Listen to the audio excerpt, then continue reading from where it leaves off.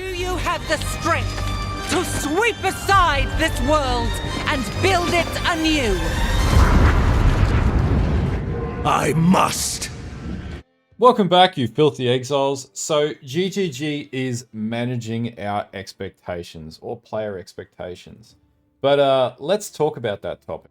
Okay, so first of all, thank you for all the comments in the last video. I really do enjoy reading through them, and they give me more ideas to pull together for discussions around Path of Exile 2 and such, and, you know, in between my usual roster of content for POE 1. By the way, we're working on a Tectonic Trickster at the moment, so we'll be on stream later doing that. But yeah, hence why this video exists, and hence why I thought it was a pretty good topic to discuss. Now, we won't directly talk about the whole Souls-like drama. However, undertones in this video might address the topic to an element of it, and it'll build a bit of a picture. And to clarify, I don't work for GGG or anything like that, but I do believe in fair critique. And so, you know, everything is fair game, essentially, and everyone should be entitled to their position or opinion on things. I do think POE 2 will be probably one of the best ARPGs ever made, and I will probably lose a good chunk of my life to it. But let's unpack what GGG is doing right now, just around what they have actually shown. And in particular, we call this a negative confirmation, but what they haven't actually shown us so far in the gameplay that's come out.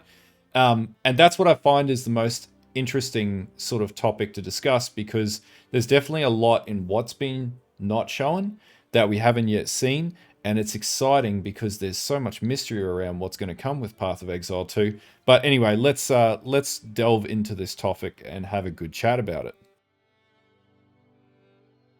Okay, so I feel like the first thing that we have to talk about is let's define what managing expectations, or in this case and context, managing player expectations actually is. Well, it's the process to ensure that you are presenting to a group of stakeholders neither things that overwhelm or underwhelm them. So let me give you an example in the context of Path of Exile with this. At this stage for Path of Exile 2, we have not seen any mapping content yet. At all. We've seen nothing, right?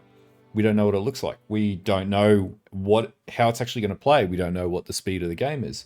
We'll talk about all these things as we go down. But I guess, why would GGG do this? And I'm assuming they're doing this, and it's probably deliberate. Well, let's look at some examples which sort of paint a picture as to why this is actually a pretty good strategy. So Star Citizen is a perfect example of setting the utmost of community expectations, only to end out being a long-winded ordeal that to this day is still dragging out, approximately 11 years by my count, so we're now in the multi-decades on the development of this game. And it's bringing hoping players along for the ride still to this day. Many things were promised at the cost of the players, and currently the game is still being drip-fed back to the community over what is the second decade of development and production. And again, on their website, the game is still listed as in development, and on the wiki, still listed as an in-development product. To this day, while there is a very large community still hyped about this game, I would say that they are probably, and this is not to be offensive in any way, shape, or form, but they are probably living on a dream with a sprinkle of copium, hoping that Star Citizen will ever be finished and fully released. And personally, I don't think it ever will. And I never bought into it. I had a lot of friends that bought into it. But this is one example where the developers just did not manage expectations. And now, you know, everything's just blown out of proportion to the point where the game will never really ever be completed. And if it ever is completed, it will come out and it will never meet the player expectations to any degree to what has now been promised. And that is literally a worst case scenario for any game or any game in development to end up in. So the second example I've got here is Diablo 4 was pitched as an amazing ARPG set to end all other ARPGs, and basically it did not deliver, right? We got pitched an amazing product and it was a bit of a stinker. So from bad looting mechanics to boring and drawn out endgame design, with the dungeon system just being totally unenjoyable, with, you know, build-based mechanics just not even working. So things like elemental resistances initially didn't even work. The game promised much, but to this day, it just simply banks on nostalgia from better developers that are no longer in Blizzard, I might add, over just being a good game in the first place and standing on its own two legs. Now, it might eventually get there in maybe the next few patches or maybe in another 12 months time. But achieving that outcome 2 years after release plus is just simply inexcusable when many players like myself feel totally misled at the time. And obviously we paid a lot of money for the game, especially for the the various different release types that were out there. I personally bought was the legendary edition or whatever, and I will never get my $140 back in any way, shape or form. But basically it just left a bad taste in players' mouths at the end of the day that were, nostalgic fans of the series, just to realize that the game just was nowhere near as good as what it was pitched to be initially by the devs, because all these things were promised and basically nothing was really delivered to any level of quality that we expected. The game looks and sounds amazing, but beyond that point, beauty is only surface deep at the end of the day. And so it just did not deliver. And again, this is another example where expectations of the player base were not managed, and maybe Blizzard could have been more transparent about what they were doing and or hadn't tried to oversell what wasn't there in the first place. But we have what we have with Diablo 4, and it's getting there. Like, looking at it critically, it's getting there, but will it ever be anywhere near as good as Path of Exile 2? No. And that's just another great example of where things could have been done significantly better, and just to put together a bit of a parallel assessment between where Path of Exile 2 is going in a very different direction, which is good compared to what happened with Diablo 4. Okay, so how does all of this relate back to what GGG is doing with Path of Exile 2 and managing community expectations? Well, let's talk about a few key points here. So far, we have not seen all the classes. Now, it's a combination of them not all being complete. That's not a bad thing, though, because they haven't really been teasing classes that aren't ready yet, which is good. So what we see is what we get, right? That's not a bad outcome. Secondly, we have only seen leveling footage in the campaign, and this is really important, and we will touch on this further in this video, but we haven't seen any sort of endgame play yet. I'll unpack this further.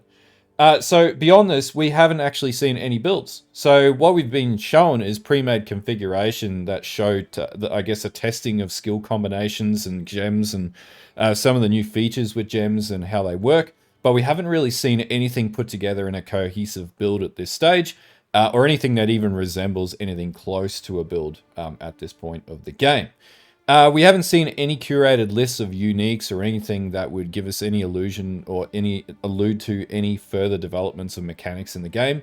So we've seen things like Cloak of Flame still exists, for example, on the Path of Exile 2 game website page. But beyond that point, we haven't really seen anything else. There was a few things featured in the ExileCon 2, 2023 ExileCon unique or itemization presentation, but that's basically about it. And beyond this point, mapping hasn't been shown yet. Now, it's a combination of, they probably haven't finished the mapping system at this stage. It's probably in a fairly hefty amount of development. But that being said, they're looking at a open beta release, which will most likely encompass map accessibility at that point, which will, based on what it would assume and off of some of the previous interviews, is that open beta less the completion of the final ascendancies will be essentially the whole game, to an element of it with certain things to come online when the full game is released. But they haven't shown any mapping whatsoever, and that's really important to remember, because this will sort of drag us into the next point that I want to flesh out a little bit more. Okay, so circling back to the topic of there being no mapping footage yet for Path of Exile 2, why is this so significant? Well, part of the first sort of element of that is they probably haven't fully completed it, right? So they don't want to show something that's incomplete. But the other big thing that comes from this is basically the point in Path of Exile 1 where your build starts to take form.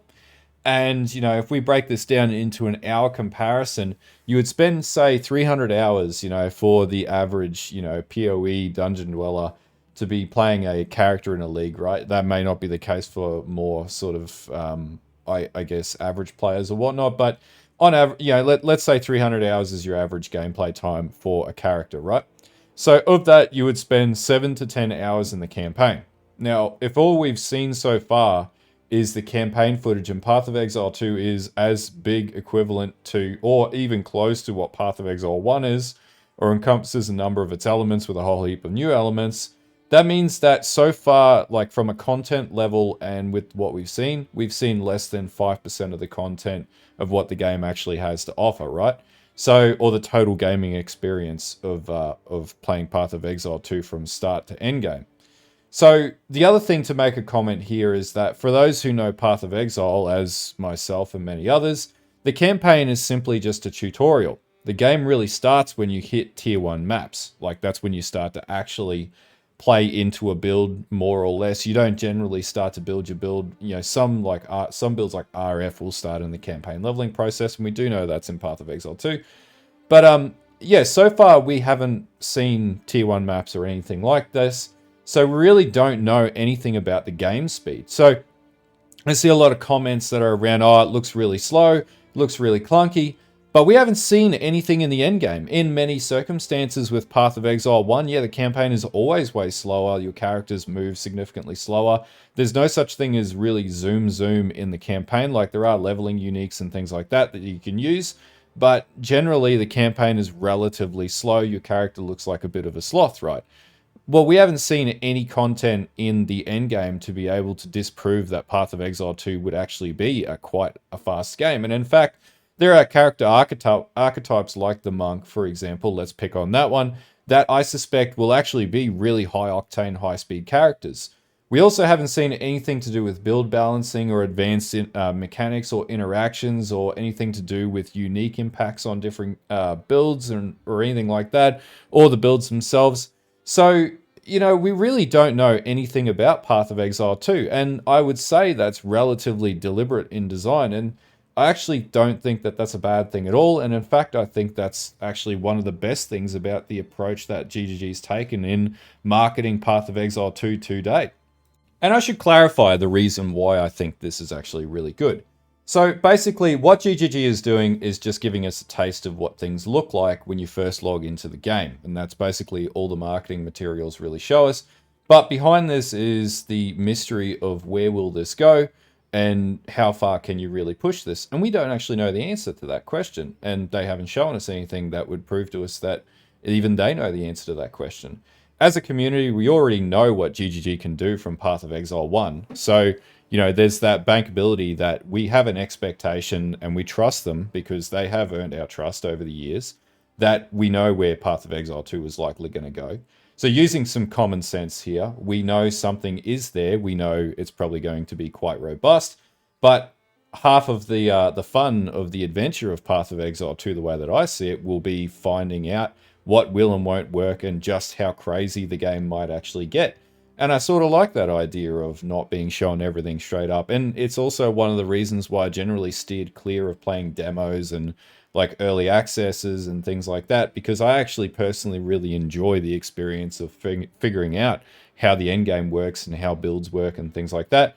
And there are a large number of players that do enjoy that exact thing. Now, some people may not like that and they just want to, from the get-go, have a build that will work and yada, yada, yada.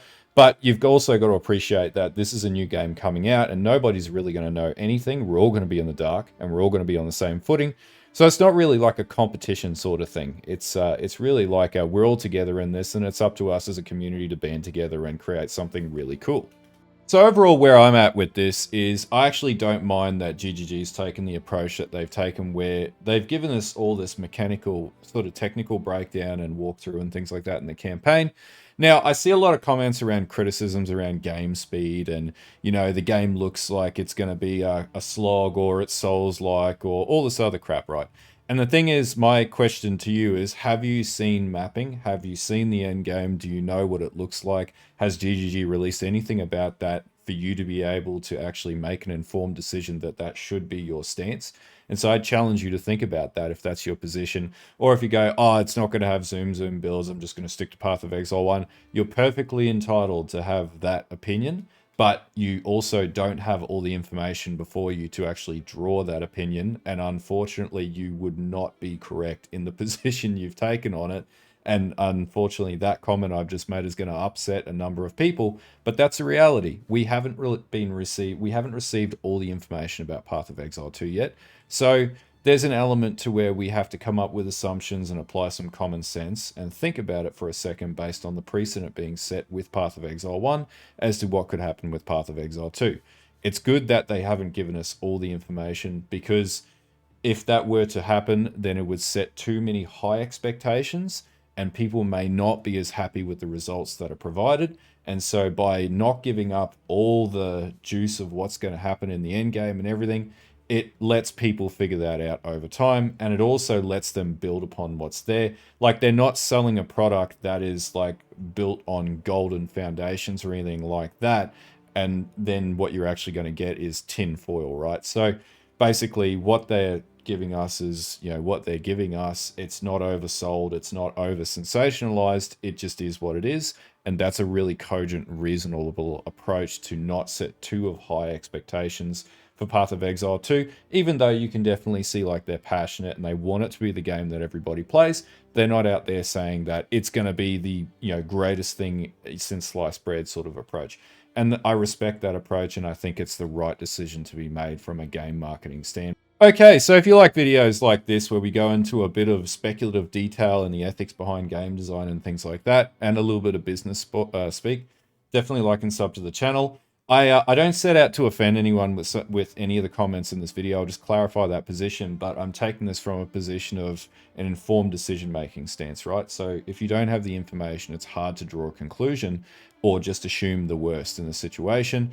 It's like a Schrodinger's cat scenario. Without the information, you know, either can or can't draw a decision, but you don't have any absolutes at the end of the day. Anyway, I'll see you guys later, and most likely on stream, and have a good one.